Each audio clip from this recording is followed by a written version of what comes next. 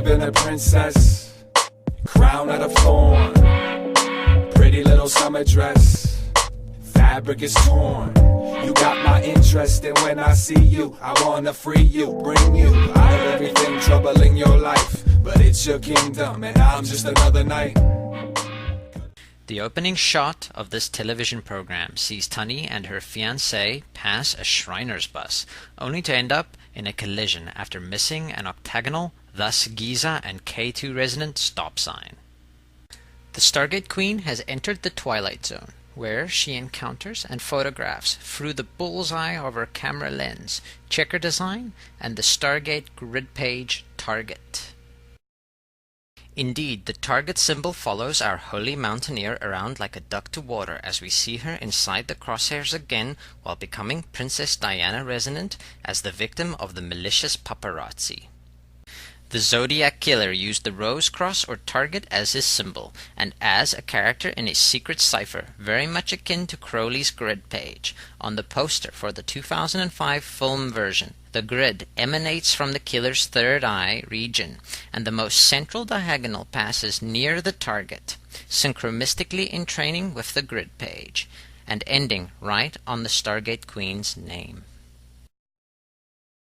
There is a humorous bit of conspiracy lore that Crowley taught Winston Churchill the peace or V for victory sign, which this film chooses to show right as Tъni's name appears. The film Cherish gives us another bullseye as the poster has the concentric circles pulling our attention to Robin's chained leg, a symbol of the GPS tracker she receives after being framed for murder by her stalker. The zebra in her office becomes very relevant shortly. Her police officer love interest is able to find her on the world grid using the GPS and giving us another Tъni grid bullseye.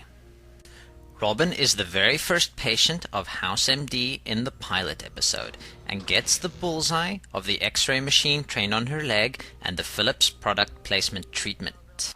The Philips head being the most Stargate resembling of all screws. The staff give Tъni the nickname Zebra for reasons I wasn't able to properly discern. Alright, ASAP. Let's find out what kind of zebra we're treating here. I puzzled about the zebra sync, feeling it had a visual affinity to the primary colored checkerboard that has led to the Checker Chariot or Taxi of the Gods theme explored in the video of the same name and the Contact Check series. A Ferris Moon cracked this problem by pointing out the black and white animals or the Sphinx on the Chariot tarot cards. We can now appreciate how both the grid and its relative, the checkerboard, with the white and black motif, resonate and probably emanate originally from the Sphinx of Giza, the guardian or guardians of the Tree of Life, the Grail, or the Stargate. Робин Тъни, our Stargate Queen zebra, thus resonates with the Birds of Noah and the Sphinx of Giza. In Prison Break, the Noah bird, Robin, can be seen standing on the checkered floor and walking through the Masonic resonating globe-top portal leading to the Octagon, but most exciting, finally driving off in a checker cab. Take a twirl here.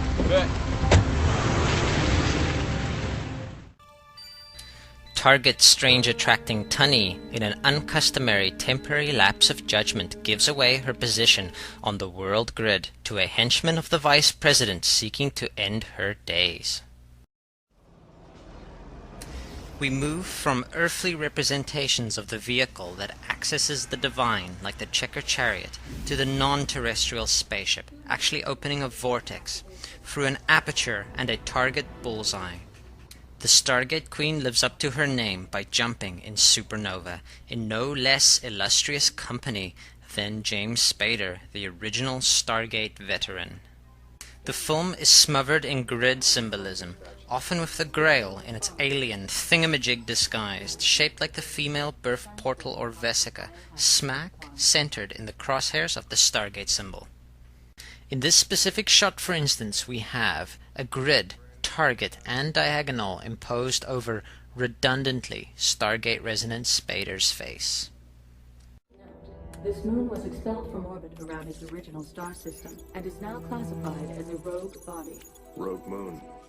To summarize, we have the grid and target elements present in Crowley's grid page, all resonant of Giza, with the emphasis on an alien artifact at the other side of a Stargate.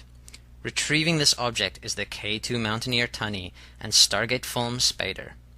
A picture starts to develop, but I don't think it is yet clear until another member of this medical crew in Supernova, Angela Bassett, helps bring it into focus. We can connect Crowley's target symbol to Himalayan mountains by following Colin Farrell's career and combining his roles as Pharaoh and Himalayan explorer Alexander and the character Bullseye. In Daredevil, our Pharaoh has the target over his third eye point while fighting Ben Affleck as the title hero. Putting both Ajna-related sync-hits together, we have the grid emanating from the Zodiac. Note the suggestive Oz 77 pan crop. And the target on Bullseye's third eye, both pointing, in this context, at Himalayan mountains. The skyline of New York and Miramax Films brings us Hollywoodland, where Ben Affleck returns as Superman actor George Reeves, who becomes engaged to aspiring opportunistic actress Robin Tъni. Superman wants to get laid. The Stargate Queen now resonates with Lois Lane, as a partner of Superman who has traveled to the Himalayas herself. We learn of Superman's travels prior to his role as hero, seeing him visiting in one panel side by side Giza and the Himalayas. While scaling a peak with a monk who promises enlightenment, Lois learns that Superman has climbed this very summit. Taking this as a sign, she decides to fulfill her engagement and marry Superman. The pattern repeats as if to confirm the validity of the sync in classic Superman Flash race. Bear in mind that the Flash is a faux resonator. The UN, with their faux McDuck resembling cross-quarter, map and bullseye logo, proposition the heroes to help raise money with a round-the-world race and sweepstakes. After encountering numerous geodetic and Giza resonant symbols, we note that two of the locales visited in the race are the holy mountains of Giza and the Himalayas. Taking all the Giza Rose Cross and target synchronicities into account, one gets the feeling that Giza, as navel of the world, was an early Greenwich, the original prime meridian, and origin of geodetics.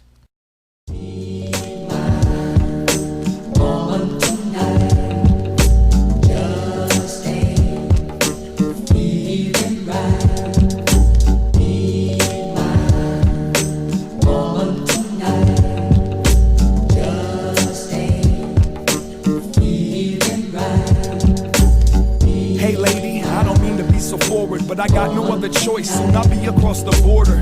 Tour mode, I'm leaving in the AM, but I wanna spend this evening breathing in your fragrance. Too long since I've seen my